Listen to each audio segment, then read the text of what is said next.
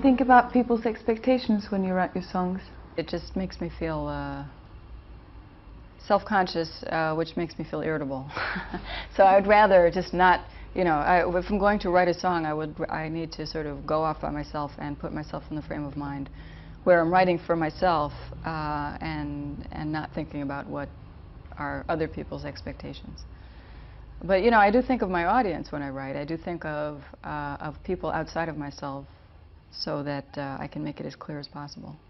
Do you want to be near them as a friend, or do you want to make distance, or how do you want the audience to react? I think you need to have some of both. You know, I think you need to write about things. I mean, I myself prefer songs that have I in it and you in it. But at the same time, I think it's a mistake to treat your audience as though they were your best friend, because they're not. You know, they're people you don't know.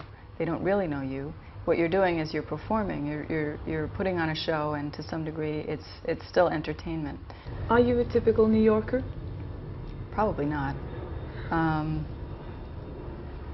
I wouldn't say there is such a thing.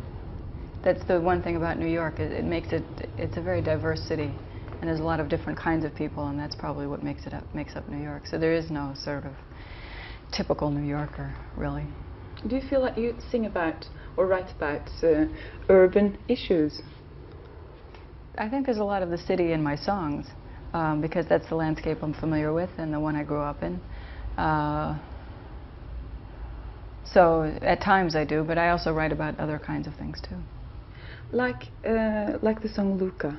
Mm-hmm. It's about child abuse, and it's a very touchy and serious matter. Mm-hmm. Are you ever afraid of making it into a cliché, or turning such a serious theme into a hit song? Have you thought about that?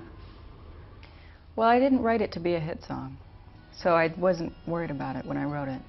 I wrote it in 1984, and it came out in 1987, so it was years before it came out. I didn't say I'm going to write a hit song about child abuse. I sat down and I wrote the song about something that meant something to me.